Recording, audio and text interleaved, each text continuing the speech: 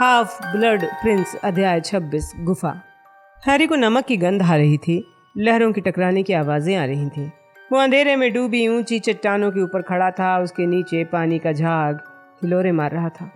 पास की कुछ बड़ी चट्टानें, जिनमें से एक पर हैरी और डंबलडोर खड़े थे, ऐसे लग रही थीं जैसे वो अतीत में किसी समय उस विशाल चट्टान से टूटी हों जो पीछे बिल्कुल सीधी सपाट खड़ी थी। भयंकर दृश्य था। समुद्र और चट्टान के आस पास पेड़ पौधे, घास या रेत नहीं थी। तुम्हें क्या लगता है? डंबलडोर ने पूछा, जैसे वो हैरी से राय पूछ रहे हों कि ये जगह पिकनिक मनाने के लिए अच्छी है या नहीं है। वो अनाथालय के बच्चों को पिकनिक मनाने के लिए यहाँ लाए थे? हैरी ने पूछा, जो इस बात की कल्पना नहीं कर सकता था। निश्चित रूप से यहाँ पर तो नहीं। हमारे पीछे चट्टानों से थोड़ी दूर पर एक तरह का गांव है। मुझे लगता है अनाथों को समुद्र की थोड़ी हवा खिलाने और उठती गिरती लहरें दिखाने के लिए वहां ले जाया गया होगा। मेरे ख्याल से सिर्फ टॉम रिडल और उसके शिकार ही इस जगह पर आए होंगे। मुझे लगता है कोई मंगलू इस तरह चट्टान पर नहीं पहुंच सकता जब तक वो असाधारण पर्वतरोही न हो। नावें चट्टान तक इसलिए नहीं आ सकती क्योंकि इसके आसपास की लहरें खतरनाक हैं। मैं कल्पना ही कर सकता हूँ कि रिडल कैसे नीचे उतरा होगा। उसे रस्सियों से कहीं ज्यादा मदद जादू से मिली होगी। हैरी ने दोबारा चट्टान को देखा। उसके रोंगटे खड़े हो गए। लेकिन उसका और हमारा वास्तविक गंतव्य स्थल थोड़ा आगे है। चट्टान के सबसे करीब वाले शिलाखंड पर पहुंचकर डंबलडोर बोले, प्रकाशित भव। सुनहरी किरणों के हजारों प्रतिबिंब कुछ फुट नीचे पानी की काली सतह पर चमकने लगे। हैरी ने देखा चट्टान की काली दीवार चमकने लगी थी। चट्टान में उसे एक दरार दिख गई जिसमें पानी घुमड़ रहा था। तुम्हें गीले होने में आपत्ति तो नहीं? नहीं, हैरी ने कहा। तो फिर अपना अदृश्य चोगा उतार लो। अब उसकी कोई जरूरत नहीं है। चलो छलांग लगाते हैं। और फिर अचानक किसी युवक जितनी फुर्ती से डंबलडोर शिलाखंड से फिसले और समुद्र पर पहुंचकर तैरने लगे। चट्टान की अंधेरी दरार की तरफ तैर रहे थे। उनकी छड़ी दांतों में दबी हुई थी। हैरी ने अपना चोगा उतार कर जेब में रख लिया था और उनके पीछे पीछे तैर रहा था। पानी बर्फीला था। पानी से लथपथ कपड़े हैरी के चारों तरफ फैलकर उसे नीचे खींचने लगे। वो उस चमकती सिकुड़ती रोशनी की तरफ जा रहा था जो अब चट्टान में ज्यादा अंदर जाती जा रही थी। दरार जल्दी ही एक अंधेरी सुरंग में खुली। हैरी जानता था कि ज्वार आने पर यहाँ पानी भर जाता होगा। थोड़ी अंदर जाकर गलियारा बाईं तरफ घूम गया। हैरी ने देखा कि वो गलियारा चट्टान में अंदर तक गया है। वो लगातार डंबलडोर के पीछे पीछे तैरता रहा जबकि उसकी सुन्न उंगलियां खुरदुरी गीली चट्टान से टकराती रहीं। फिर उसने देखा आगे डंबलडोर पानी में से बाहर निकल रहे थे। उनके चांदी जैसे बाल और गहरे रंग के दुशाले चमक रहे थे। जब हैरी भी उस जगह पर पहुंचा तो उसे सीढ़ियां मिली जो एक बड़ी गुफा तक जा रही थी। वो उन सीढ़ियों पर चढ़ा। पानी उसके गीले कपड़ों से बह रहा था। डंबलडोर गुफा के बीचों बीच खड़े थे। उनकी छड़ी उठी हुई थी। वो धीरे धीरे घुमाकर दीवारों और छत की जांच कर रहे थे। हाँ, यही वो जगह है। आपको कैसे मालूम? हैरी ने फुसफुसा कर पूछा। यहाँ जादू हो चुका है। हैरी को पता नहीं था कि उसे जो कपकपी आ रही है वो ठंड के कारण थी या फिर जादू की उपस्थिति के कारण। वो देखता रहा जब डंबलडोर उसी जगह पर घूमे। वो स्पष्ट रूप से ऐसी बातों पर ध्यान एकाग्र कर रहे थे जिन्हें हैरी नहीं देख सकता था। ये सिर्फ प्रवेश द्वार है। हमें अंदर वाली जगह तक पहुंचना होगा। अब प्रकृति की नहीं बल्कि लॉर्ड वोल्डेमार्ट की बाधाएं हमारा रास्ता रोकेंगी। डंबलडोर गुफा की दीवार के पास पहुंचे। काली हो चुकी उंगलियों के पोर दीवार पर फेरे। उन्होंने एक अजीब भाषा में कुछ शब्द बुदबुदाए जिन्हें हैरी समझ नहीं पाया। 2 बार डंबलडोर ने गुफा के चारों तरफ चक्कर लगाए और खुरदरी चट्टान को जितना ज्यादा छू सकते थे छुआ। वो बीच बीच में ठहर जाते, किसी खास जगह पर अपनी उंगलियां फेरते, जब तक आखिरकार वो रुक नहीं गए। उनका हाथ दीवार पर सीधा रखा था। ये रहा। उन्होंने कहा, हम यहाँ से अंदर चलेंगे। प्रवेश द्वार छुपा हुआ है। डंबलडोर गुफा की दीवार से थोड़ा पीछे हटे, अपनी छड़ी चट्टान की तरफ की। वहां से एक पल बाद मेहराबदार आकृति उभरी, सफेद चमकने लगी जैसे दरार के पीछे तेज रोशनी हो। आपने दरवाजा खोल लिया, हैरी ने दांत किटकिटाते हुए कहा, लेकिन शब्द उसके होंठों से बाहर निकल पाए इसके पहले ही दरार बंद हो गई और ये ठोस हो गई। डंबलडोर ने मुड़ के देखा। हैरी, मुझे अफसोस है, मैं भूल गया था। ये कहते हुए उन्होंने अपनी छड़ी हैरी की तरफ की। हैरी के कपड़े फौरन गर्म होकर सूख गए। जैसे वो धधकती आग के सामने लटके हों। धन्यवाद, हैरी ने कहा, लेकिन डंबलडोर तब तक अपना ध्यान दोबारा गुफा के ठोस दीवार पर केंद्रित कर चुके थे। हैरी स्थिर खड़ा रहा। वो डंबलडोर की एकाग्रता भंग नहीं करना चाहता था। फिर 2 मिनट बाद डंबलडोर ने कहा, "ओ नहीं, इतना बचकाना। क्या हुआ प्रोफेसर?" डंबलडोर ने अपना सही सलामत हाथ दुशाले के भीतर डालकर चांदी का छोटा सा चाकू निकाला। डंबलडोर बोले, "मुझे लगता है हमें गुजरने की कीमत चुकानी होगी।" कीमत? हमें दरवाजे को कुछ देना होगा? हैरी ने पूछा। डंबलडोर ने कहा, "हाँ, अगर मैं गलत नहीं हूं तो खून।" खून? मैंने कहा ना, ये बचकाना है, डंबलडोर ने कहा। उनकी आवाज़ से हिकारत झलक रही थी। वो निराश थे, जैसे वोल्डेमॉर्ट उनकी उम्मीदों पर कम उतरा हो। मुझे यकीन है इसके पीछे ये विचार था कि अंदर घुसने से पहले दुश्मन खुद को कमज़ोर कर ले। एक बार फिर लॉर्ड वोल्डेमॉर्ट को ये बात समझ में नहीं आई कि शारीरिक चोटों से ज़्यादा गंभीर चीज़ें होती हैं। हाँ, लेकिन फिर भी अगर इससे बचा जा सकता हो, हैरी ने कहा, जो इतना दर्द झेल चुका था कि अब और दर्द झेलने के लिए उत्सुक नहीं था। बहरहाल, कई बार इससे नहीं बचा जा सकता। डंबलडोर ने झटका देकर अपने घायल हाथ की बाँह खोल ली। प्रोफेसर! हैरी ने प्रतिरोध किया, जल्दी से आगे आ गया। जब डंबलडोर ने अपना चाकू उठाया, "ये काम मैं करूँगा, मैं।" वो नहीं जानता था क्या कहे। ज़्यादा युवा हूँ या ज़्यादा चुस्त हूँ। लेकिन डंबलडोर मुस्कुरा दिए। चांदी की चमक हुई, लाल रंग की फुहार छूटी, चट्टान पर गहरे रंग की चमकती बूंदें दिखने लगी। "तुमने बहुत उदारता से मदद का प्रस्ताव रखा हैरी," डंबलडोर ने कहा। वो अपनी छड़ी की नोक उस गहरे घाव पर फेर रहे थे जो उन्होंने अपनी बाह में किया था। घाव तत्काल ठीक हो गया, जिस तरह स्नैप ने मेल्फॉय के घाव को ठीक किया था। डंबलडोर आगे बोले, "लेकिन तुम्हारा खून मेरे खून से ज्यादा कीमती है। ओह, इससे काम हो गया है ना?" एक बार फिर दीवार में मेहराबदार आकृति उभर आई। इस बार बोझल नहीं हुई। इसके भीतर की खून से सनी चट्टान गायब हो गई और एक खाली जगह छोड़ गई जहां घुप अंधेरा था। "मुझे लगता है पहले मुझे जाना चाहिए," डंबलडोर ने कहा। वो मेहराबदार रास्ते के अंदर चले गए। हैरी उनके पीछे चल रहा था। उसने अपनी छड़ी भी तेजी से जला ली थी। आंखों के सामने अजीब दृश्य था। वो एक बड़ी काली झील के किनारे खड़े थे। ये झील इतनी बड़ी थी कि हैरी को दूसरा सिरा दिखाई नहीं दे रहा था। गुफा इतनी ऊंची थी कि छत भी नजर नहीं आ रही थी। झील के बीच धुंध भरी हरी रोशनी चमक रही थी। ये स्थिर पानी में प्रतिबिंबित हो रही थी। हरी चमक और 2 छड़ियों की रोशनियां ही मखमली कालेपन को तोड़ रही थीं।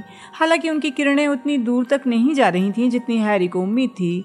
यहाँ का अंधेरा सामान्य से ज्यादा घना लग रहा था। "चलो चलते हैं," डंबलडोर ने धीरे से कहा। "सावधान रहना, पानी में पैर न चला जाए, मेरे करीब रहना।" वो झील के किनारे किनारे चलने लगे। हैरी डंबलडोर के ठीक पीछे चल रहा था। उनके कदमों की आहट पानी को घेरने वाले चट्टानों के सकरे किनारों पर गूंज रही थी। हैरी को ये जगह और खामोशी थोड़ी डरावनी लग रही थी। उसने पूछा, "प्रोफेसर, आपको क्या लगता है कि हॉर्क्रक्स यहीं है?" "ओह हाँ, मुझे यकीन है वो यहीं है। सवाल ये है, हम उस तक कैसे पहुँचे?" हैरी बोला, "क्या हम आगमन सम्मोहन का प्रयोग नहीं कर सकते?"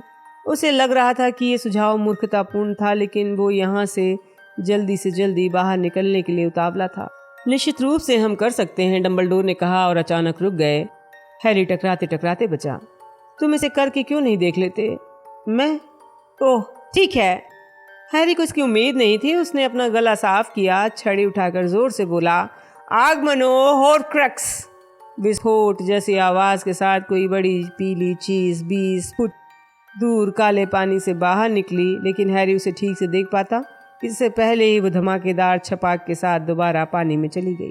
हैरी सदमे में पीछे की तरफ उछला, दीवार से टकराया। "वो क्या था?" उसने डंबलडोर से पूछा। "मुझे लगता है अगर हम हॉर्क्रक्स को पकड़ने की कोशिश करेंगे तो वही चीज़ हम पर हमला करेगी।" "अब क्या होगा सर?" "मुझे लगता है अगर हम हॉर्क्रक्स पर कब्जा करने की कोई स्पष्ट कोशिश करेंगे तो कुछ न कुछ होगा।" हैरी, ये बहुत बढ़िया विचार था। ये पता लगाने का सबसे आसान तरीका था कि हमारा सामना किससे है। हैरी ने पानी की तरफ देखते हुए कहा, "लेकिन हम ये नहीं जानते वो क्या चीज़ थी।" "तुम्हारा मतलब है वो कौन सी चीज़ें हैं?" डंबलडोर ने कहा। "मुझे नहीं लगता वहाँ पर सिर्फ एक ही चीज़ है। आगे चलें?" "प्रोफेसर।" "हाँ हैरी, आपको लगता है हमें झील में पानी के अंदर जाना होगा?" "अंदर?" "सिर्फ तभी जब हम बहुत दुर्भाग्यशाली हों।" आपको ये तो नहीं लगता हॉर्क्रक्स तलहटी में? ओह नहीं, मुझे लगता है हॉर्क्रक्स बीच में है। तो उसे पार करने के लिए हमें झील को पार करना होगा। हाँ। हैरी ने कुछ नहीं कहा। उसके विचारों में जल राक्षस, दैत्याकार सर्प, राक्षस, कैल्पीज और भूत आ गए। आह! डंबलडोर ने कहा। वो रुक गए। इस पर हैरी उनसे टकरा गया। एक पल के लिए वो काले पानी के किनारे पर लड़खड़ा गया। डंबलडोर का सही हाथ उसकी बांह के ऊपर कस गया। उन्होंने उसे खींच लिया। माफ करना हैरी, मुझे चेतावनी देनी चाहिए थी। पीछे हटकर दीवार से टिककर खड़े हो जाओ। मुझे लगता है मुझे वो जगह मिल गई है। हैरी को पता नहीं था डंबलडोर का क्या मतलब है। काले पानी का ये टुकड़ा भी बाकी जगह की तरह दिख रहा था, लेकिन लगता था डंबलडोर को इसके बारे में कोई खास चीज पता चल गई। इस बार वो अपना हाथ चट्टानी दीवार पर नहीं बल्कि हवा में चला रहे थे, जैसे किसी अदृश्य चीज को पकड़कर खोजना चाहते हों। ओहो! डंबलडोर ने कुछ सेकंड बाद खुश होकर कहा। उनका हाथ बीच में हवा में किसी चीज पर कस गया जिसे हैरी देख नहीं पाया। जब डंबलडोर के बकल वाले जूतों की नोक बिल्कुल किनारे चट्टान के सिरे तक पहुंच गई, अपने हाथ को बीच हवा में जकड़े हुए डंबलडोर ने दूसरे हाथ से छड़ी उठाई और उसकी नोक से अपनी मुट्ठी ठोक दी। तत्काल तांबे जैसे हरे रंग की एक मोटी जंजीर प्रकट हो गई, जो डंबलडोर के जकड़े हुए हाथ से पानी की गहराई तक जा रही थी। डंबलडोर ने जंजीर को ठोका। वो मुट्ठी से सांप की तरह फिसलने लगी और छन्न की आवाज के साथ जमीन पर कुंडली बनाने लगी। जंजीर की आवाज चट्टानी दीवारों से टकराकर गूंज रही थी। यानी अगर हम वोल्डेमॉर्ट की नाव में रहेंगे तो पानी में रखी चीजें हमें कुछ नहीं करेंगी। मुझे लगता है हमें इस बात के लिए तैयार रहना होगा कि किसी समय उन्हें यह एहसास हो जाएगा कि हम लॉर्ड वोल्डेमॉर्ट नहीं हैं। बहरहाल अभी तक हमने ये काम अच्छे से किया है। उन्होंने हमें नाव निकालने की इजाज़त दे दी है। लेकिन उन्होंने हमें इजाज़त क्यों दे दी? हैरी ने पूछा, जो कल्पना कर रहा था कि जिस पल वो किनारे पहुंचेंगे दूर अंधेरे पानी में से निकलते जंतु उन्हें पकड़ लेंगे। वोल्डेमॉर्ट को ये विश्वास होगा कि कोई बहुत बड़ा जादूगर ही नाव खोज सकता है। डंबलडोर ने जवाब दिया, मुझे लगता है वो ये जोखिम लेने को तैयार होगा। उसे इस बात की संभावना कम लगती होगी कि इसे कोई खोज लेगा। इसके अलावा वो जानता होगा कि उसने आगे कई बाधाएं खड़ी की हैं जिन्हें सिर्फ वही पार कर सकता है। हैरी ने देखा नाव छोटी थी। ऐसा लगता है ये दो लोगों के लिए नहीं बनी थी। क्या ये हम दोनों को ले जा पाएगी? क्या हम दोनों का वजन ज़्यादा होगा? डंबलडोर हंस दिए। वोल्डेमॉर्ट को वजन की परवाह नहीं होगी, बल्कि झील के पार जाने वाली जादुई शक्ति की मात्रा की परवाह होगी। मुझे लगता है इस नाव पर सम्मोहन किया होगा ताकि इसमें एक बार में एक ही जादूगर जा पाए। मुझे नहीं लगता तुम्हें गिना जाएगा हैरी। तुम अब भी नाबालिग हो और पूर्ण जादूगर नहीं हो। वोल्डेमॉर्ट कभी किसी 16 साल के लड़के के यहाँ पहुँचने की उम्मीद नहीं कर रहा होगा। हैरी को जरा भी पता नहीं था कि डंबलडोर का क्या मतलब था। काले किनारे का ये टुकड़ा भी बाकी जगह की तरह दिख रहा था, लेकिन लगता था कि डंबलडोर को इसके बारे में कोई खास चीज पता चल गई थी। इस बार वो अपना हाथ चट्टानी दीवार पर नहीं फेर रहे थे, बल्कि हवा में चला रहे थे, जैसे किसी अदृश्य चीज को खोज कर पकड़ना चाहते हों। ओहो! डंबलडोर ने कुछ सेकंड बाद खुश होकर कहा। उनका हाथ बीच हवा में किसी चीज पर कस गया था जिसे हैरी देख नहीं पाया। डंबलडोर पानी के करीब गए। हैरी ने घबरा कर देखा। जब डंबलडोर के बकल वाले जूतों की नोक चट्टान के बिल्कुल सिरे तक पहुंच गई, अपने हाथ को बीच हवा में जकड़े हुए डंबलडोर ने दूसरे हाथ से छड़ी उठाई और उसकी नोक से अपनी मुट्ठी ठोक दी। तत्काल तांबे जैसे हरे रंग की एक मोटी जंजीर हवा से प्रकट हो गई, जो डंबलडोर के जकड़े हुए हाथ से पानी की गहराई तक जा रही थी। डंबलडोर ने जंजीर को ठोका। वो उनकी मुट्ठी से सांप की तरह फिसलने लगी और छन्न की आवाज के साथ जमीन पर कुंडली बनाने लगी। जंजीर की आवाज चट्टानी दीवारों से टकराकर तेजी से गूंज रही थी और काले पानी की गहराई में कोई चीज खींच रही थी। जब एक छोटी सी नाव सतह से निकल आई तो हैरी की आह निकल गई। ये भी जंजीर की तरह हरी थी और बिना लहरें उठाए किनारे पर उस जगह की तरफ तैर रही थी जहां हैरी और डंबलडोर खड़े थे। आप कैसे जानते थे कि जंजीर यहाँ है? जादू हमेशा निशान छोड़ जाता है, कई बार बहुत ही स्पष्ट निशान। मैंने टॉम रिडल को पढ़ाया है, मैं उसकी शैली जानता हूँ हैरी। क्या ये नाव सुरक्षित है? हाँ, मुझे ऐसा ही लगता है। वोल्डेमार्ट को झील पार करने के लिए किसी साधन की ज़रूरत थी, ताकि उसने इसके भीतर जो प्राणी छोड़े हैं उनका गुस्सा जगाए बिना वो वहाँ तक पहुँच सके। ऐसा इसलिए क्योंकि हो सकता है उसे कभी अपने होर क्रक्स तक पहुँचने या उसे हटाने की ज़रूरत महसूस हो। यानी अगर हम वोल्डेमार्ट की नाव में रहेंगे तो पानी में रखी चीज़ें हमें कुछ नहीं करेंगी। मुझे लगता है कि हमें इस बात के लिए तैयार रहना होगा कि किसी समय उन्हें ये एहसास हो जाएगा कि हम लॉर्ड वोल्डेमार्ट नहीं हैं। बहरहाल अभी तक हमने अच्छी तरह काम किया है। उन्होंने हमें नाव निकालने की इजाज़त दे दी है। लेकिन उन्होंने हमें इजाज़त क्यों दे दी? हैरी ने पूछा, जो कल्पना कर रहा था कि जिस पल वो किनारे से दूर पहुंच जाएंगे अंधेरे पानी में से निकलते जंतु उन्हें पकड़ लेंगे। वोल्डेमार्ट को ये विश्वास होगा कि कोई बहुत बड़ा जादूगर ही नाव खोज सकता है। मुझे लगता है कि वो ये जोखिम लेने को तैयार होगा। उसे इस बात की संभावना कम लग रही होगी कि कोई इसे खोज पाएगा। इसके अलावा वो जानता होगा कि उसने आगे कई और बाधाएं खड़ी की हैं जिन्हें सिर्फ वही पार कर सकता है। हम देखेंगे कि क्या उसका अंदाज़ा सही था। हैरी ने नाव की तरफ देखा। वो सचमुच बहुत छोटी थी। ऐसा लगता है कि ये दो लोगों के लिए नहीं बनी है। क्या ये हम दोनों को ले जा पाएगी? क्या हम दोनों का वज़न ज़्यादा होगा? डंबलडोर हंस दिए। वोल्डेमार्ट को वज़न की परवाह नहीं होगी, बल्कि झील के पार जाने वाली जादुई शक्ति की मात्रा की परवाह होगी। मुझे लगता है इस नाव पर सम्मोहन किया गया होगा ताकि एक बार में एक ही जादूगर इसमें जा पाए। लेकिन तब तो मुझे नहीं लगता तुम्हें गिना जाएगा हैरी। तुम अब भी नाबालिग हो और पूर्ण जादूगर नहीं हो। वोल्डेमार्ट कभी 16 साल के लड़के के यहाँ पहुँचने की उम्मीद नहीं कर रहा होगा। मुझे ये संभव नहीं लगता कि मेरी तुलना में तुम्हारी शक्तियाँ दर्ज हो पाएंगी। इन शब्दों से हैरी का मनोबल ज़्यादा नहीं बढ़ा। शायद डंबलडोर ये बात समझ गए, क्योंकि उन्होंने आगे कहा, वोल्डेमार्ट की गलती हैरी, वोल्डेमार्ट की गलती। बूढ़े लोग मूर्ख होते हैं जब वो जवानी को नज़रअंदाज कर देते हैं। अब इस बार पहले तुम जाओ, ध्यान रखना पानी को मत छूना। डंबलडोर एक तरफ खड़े हो गए और हैरी सावधानी पूर्वक नाव में चढ़ गया। डंबलडोर भी चढ़ गए और ज़मीन पर जंजीर की कुंडली बना दी। वो अब एक साथ ठस चुके थे। हैरी आराम से नहीं बल्कि उकड़ू बैठा था। उसके घुटने नाव के कोनों के ऊपर थे। नाव तत्काल चलने लगी। नाव के पानी चीरने की हल्की आवाज़ के अलावा कोई आवाज़ नहीं हो रही थी। नाव उनकी मदद के बिना चल रही थी, जैसे कोई अदृश्य रस्सी उसे केंद्र की रोशनी की तरफ खींच रही हो। जल्दी ही उन्हें गुफा की दीवारें दिखना बंद हो गईं। हैरी ने नीचे देखा और पाया कि उसकी छड़ी की रोशनी काले पानी पर सुनहरी चमक छोड़ रही थी।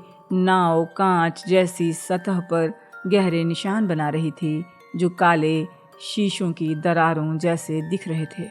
और फिर हैरी ने सतह से कुछ नीचे संगमरमर जैसी कोई सफ़ेद चीज़ देख ली। प्रोफेसर, उसने कहा। उसकी हैरान आवाज़ खामोश पानी के ऊपर जोर से गूंजने लगी। हैरी, मुझे लगता है मैंने पानी में एक हाथ देखा था, किसी इंसान का हाथ। हाँ, मुझे यकीन है तुमने देखा होगा। हैरी ने नीचे पानी को घूरा और ओझल हो गए हाथ की तलाश की। उसके गले में मतली जैसी उठने लगी। तो वो चीज़ जो पानी से बाहर उछली थी। लेकिन डंबलडोर के जवाब देने से पहले ही हैरी को अपना जवाब मिल गया। छड़ी की रोशनी पानी की आगे की सतह पर पड़ी और वहाँ हैरी को इस बार सतह से कुछ इंच नीचे एक लाश दिखी जिसका सिर ऊपर की तरफ था। उसकी खुली आंखें इस तरह धुंध भरी थी जैसे उसमें जाले लगे हों। उसके बाल और दुशाले धुएं की तरह उसके चारों तरफ घुमड़ रहे थे। यहाँ पर तो लाशें हैं। हाँ, डंबलडोर ने कहा, लेकिन इस वक्त हमें उनकी चिंता की जरूरत नहीं है। इस वक्त? हैरी ने दोहराया और पानी पर से निगाह हटाकर डंबलडोर की तरफ देखा। तब तक नहीं जब तक वो हमारे नीचे शांति से सिर्फ तैर रही हैं। हैरी, लाश से डरने की ज़रूरत नहीं है जिस तरह अंधेरे से डरने की ज़रूरत नहीं है। जाहिर है लॉर्ड वोल्डेमार्ट गुप्त रूप से दोनों से डरता है, इसलिए वो इस बात से सहमत नहीं है। लेकिन एक बार फिर इससे उसकी कमअक्ली का पता चलता है। अंधेरे और मौत को देखते समय हम अनजानी चीज़ों से डरते हैं, इससे ज़्यादा कुछ नहीं। हैरी कुछ नहीं बोला। वो बहस नहीं करना चाहता था, लेकिन उसे ये विचार भयंकर लगा उनके चारों तरफ पानी के नीचे लाशें तैर रही थी, लेकिन उनमें से एक उछली थी। उसने अपनी आवाज़ डंबलडोर जितनी शांत और स्थिर रखने की कोशिश की। जब मैंने होरक्रक्स को बुलाने की कोशिश की थी तो क्या झील में लाश उछली थी? हाँ, मुझे यकीन है जब हम होरक्रक्स उठा लेंगे तो वो शांत नहीं रहेंगी। बहरहाल ठंड और अंधेरे में रहने वाले कई प्राणियों की तरह वो भी रोशनी और गर्मी से डरती हैं।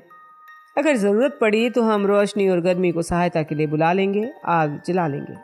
हैरी को चकराते देखकर डंबलडोर ने मुस्कुराते हुए कहा, ओह ठीक है। अब वो नाटक नहीं कर सकता था कि उसे डर नहीं लग रहा है।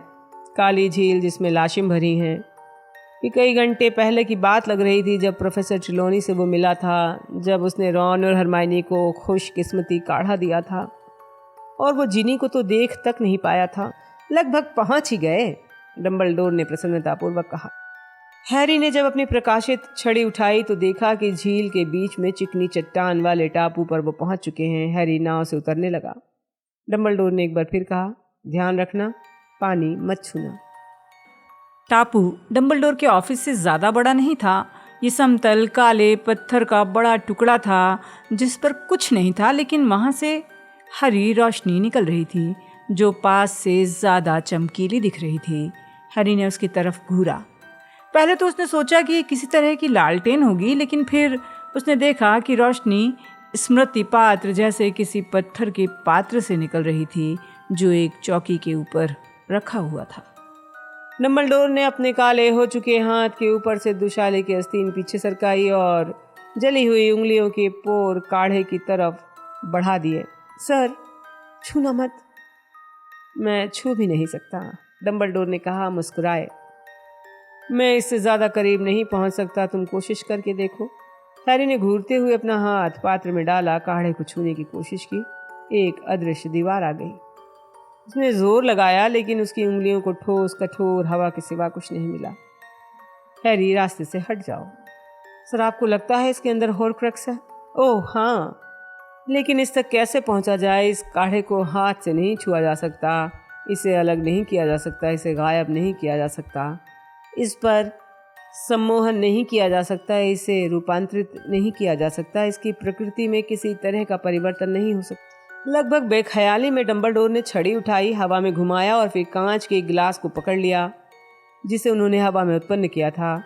मैं इस नतीजे पर पहुंच सकता हूं कि काढ़े को पिया जाना है। क्या? नहीं, हैरी ने कहा, सिर्फ पीकर ही इसे खाली किया जा सकता है और मैं देख सकता हूं इसके नीचे क्या है। लेकिन अगर ये आपकी जान ले ले? ओह नहीं, मुझे नहीं लगता ऐसा कुछ होगा, डंबलडोर ने आसानी से कहा। लॉर्ड वोल्डेमॉर्ट इस टापू तक पहुंचने वाले व्यक्ति को मारना नहीं चाहेगा।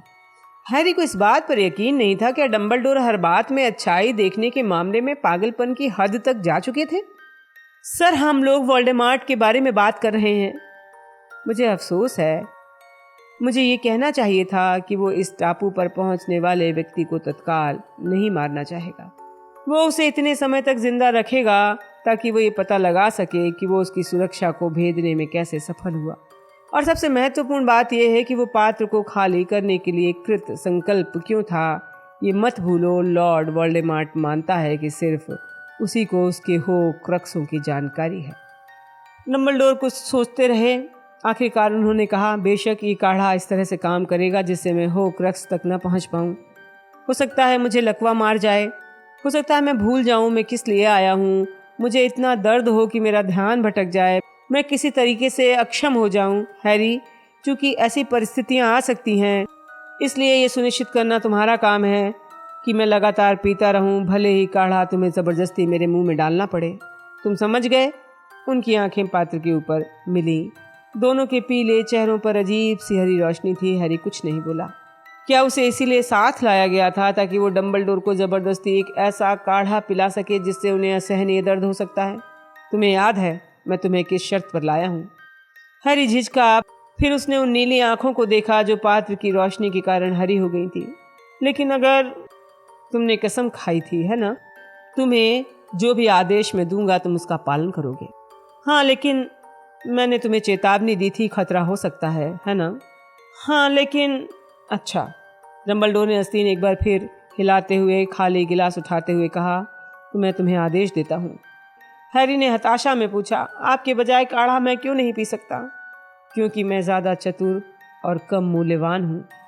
आखिरी बार पूछ रहा हूँ, क्या तुम वादा करते हो कि तुम मुझे इसे पिलाते रहने में कोशिश करोगे? क्या तुम वादा करते हो? लेकिन वादा करो हैरी। मैं ठीक है, लेकिन इसके पहले हैरी कोई विरोध कर पाए, डंबलडोर ने कांच का गिलास काढ़े में डुबा दिया।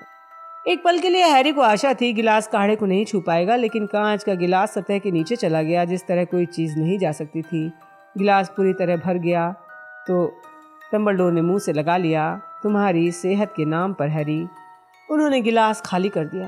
प्रोफेसर, उसने चिंता के साथ पूछा जब डंबलडोर ने खाली गिलास नीचे किया, आपको कैसा लग रहा है? डंबलडोर ने सिर हिलाया, उनकी आंखें बंद थी। हैरी ने सोचा उन्हें पीड़ा हो रही होगी। डंबलडोर ने फिर गिलास दोबारा पात्र में डाला, एक बार फिर पी लिया।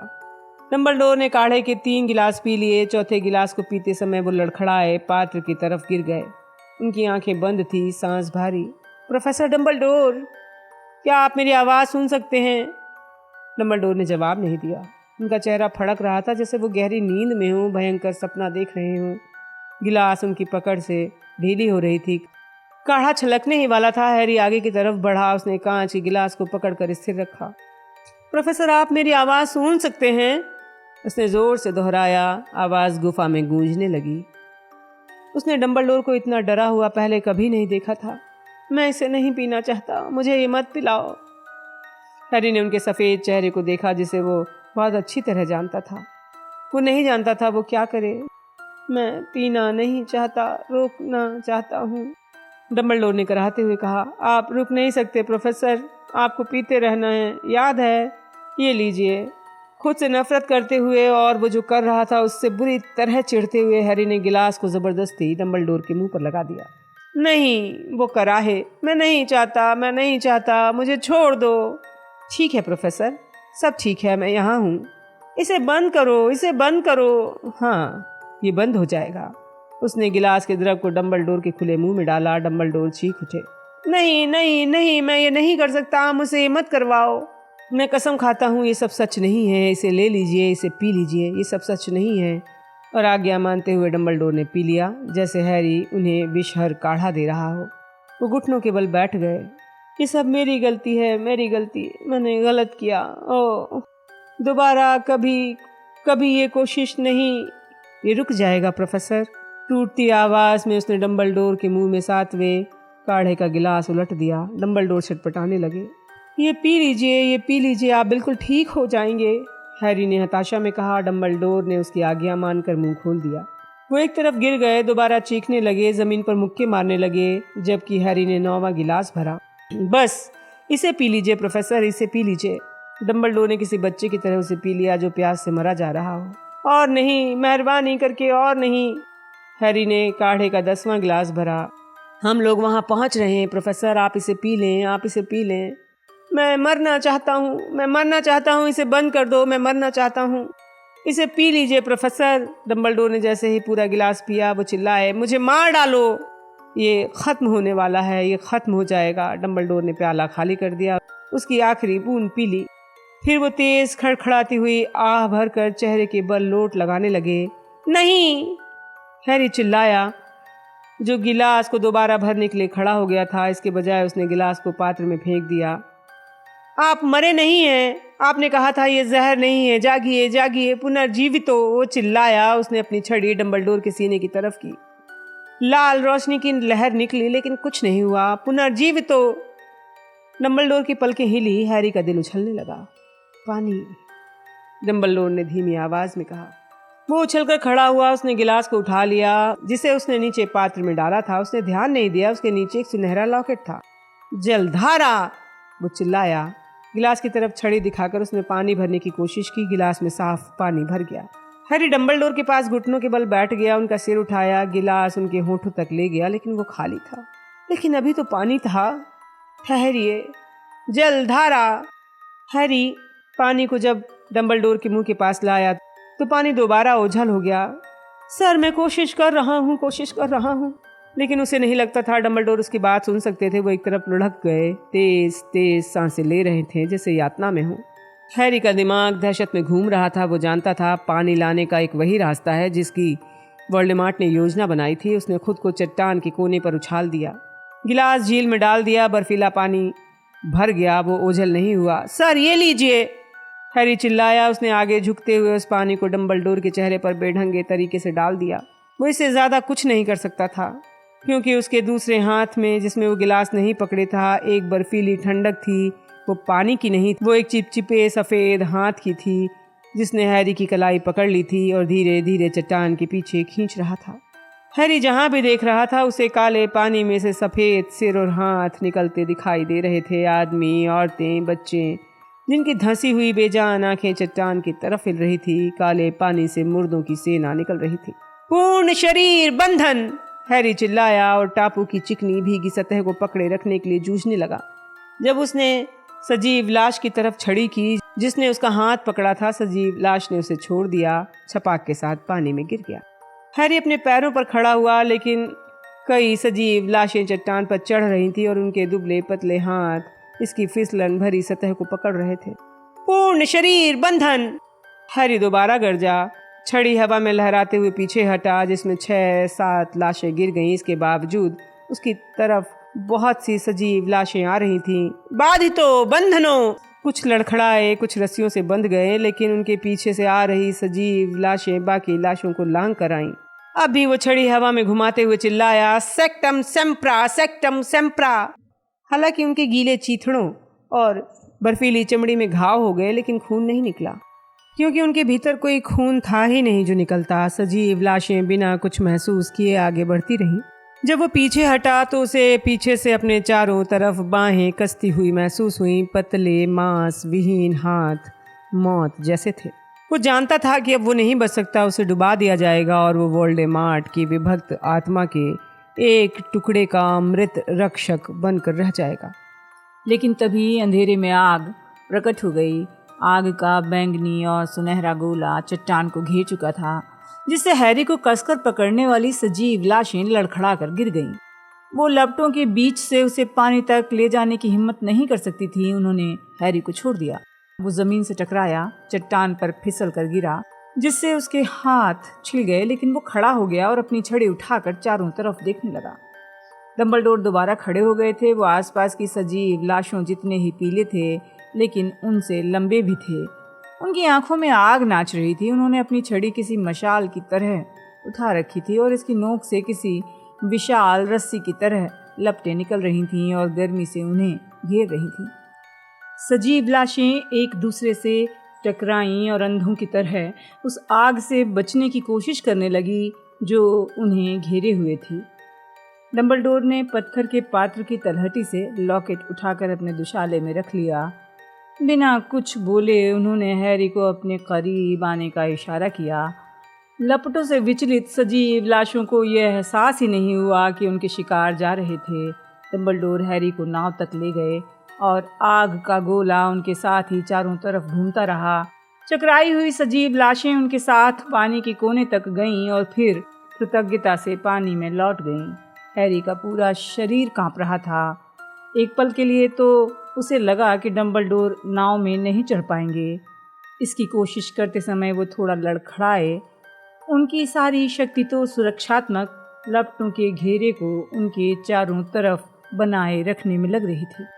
हैरी ने उन्हें पकड़कर उनकी जगह पर बैठा दिया और फिर एक बार वो भीतर सुरक्षित और ठसाठस बैठ गए। नाव काले पानी के पार चट्टान से दूर जाने लगी।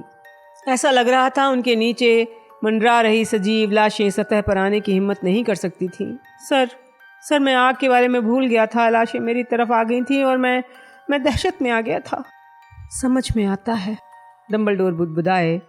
हैरी उनकी आवाज़ सुनकर दहशत में आ गया। ये कितनी धीमी थी। वो किनारे से हल्के से टकराए। हैरी उछल कर उतरा और फिर डंबलडोर की मदद करने के लिए मुड़ गया। जिस पल डंबलडोर किनारे पर गायब हुए, उन्होंने अपने छड़ी वाले हाथ को गिर जाने दिया। आग का गोला गायब हो गया, लेकिन सजीव लाशें दोबारा प्रकट नहीं हुई। छोटी नाव छन्ने की आवाज़ करते हुए पानी में डूब गई। डंबलडोर ने आह भरी गुफा की दीवार से टिक गए। मैं कमज़ोर हूँ, उन्होंने कहा। चिंता मत कीजिए सर, हैरी ने तुरंत कहा। वो डंबलडोर के चेहरे के अत्यधिक पीलेपन और थकान से चिंतित था। चिंता मत करिए सर, मैं अकेले दोनों को ले चलूंगा, मेरा सहारा लीजिए। हैरी ने डंबलडोर के सही सलामत हाथ को अपने कंधों पर रखा, सहारा देकर झील के पास ले गया और उनका ज़्यादातर वजन वो उठा रहा था। सुरक्षा आखिरकार बहुत अच्छी थी। एक अकेला ये काम नहीं कर सकता था। तुमने बहुत अच्छा काम किया हैरी, बहुत अच्छा। अभी मत बोलिए सर। उसे डर था, डंबलडोर की आवाज़ लड़खड़ा रही थी, उनके पैर मुश्किल से उठ रहे थे। अपनी ताकत बचाइए सर, हम लोग यहाँ से जल्दी बाहर निकल जाएंगे। मेहराबदार रास्ता बंद हो गया होगा। मेरा चाकू, उसकी कोई ज़रूरत नहीं है सर, चट्टान पर मेरे हाथ से खून निकल गया है, हैरी ने दृढ़ता से कहा। बस मुझे आप इतना बता दें कि कहाँ। यहाँ। हैरी ने अपनी छिली हुई बाँह पत्थर पर पोंछ दी। खून का तोहफा पाने के बाद मेहराबदार रास्ता खुल गया। वो बाहरी गुफा को पार कर गए। हैरी ने डंबलडोर को बर्फीले समुद्र के पानी में दोबारा सहारा दिया। चट्टान की दरार में दोबारा पानी भर गया था। सब ठीक हो जाएगा सर, हैरी बार बार कहता रहा। वो डंबलडोर की खामोशी के कारण बहुत चिंतित था। इतना तो वो कुछ देर पहले उनकी कमज़ोर आवाज़ से नहीं हुआ था। हम वहाँ पहुँच चुके हैं, मैं दोनों को अंतर्ध्यान करके ले जा सकता हूँ, चिंता मत कीजिए। चिंता की क्या बात है हैरी, डंबलडोर ने कहा। बर्फीले पानी के बावजूद उनकी आवाज़ अब पहले से थोड़ी ज़्यादा सशक्त थी। आखिर तुम मेरे साथ हो, चिंता की क्या बात है।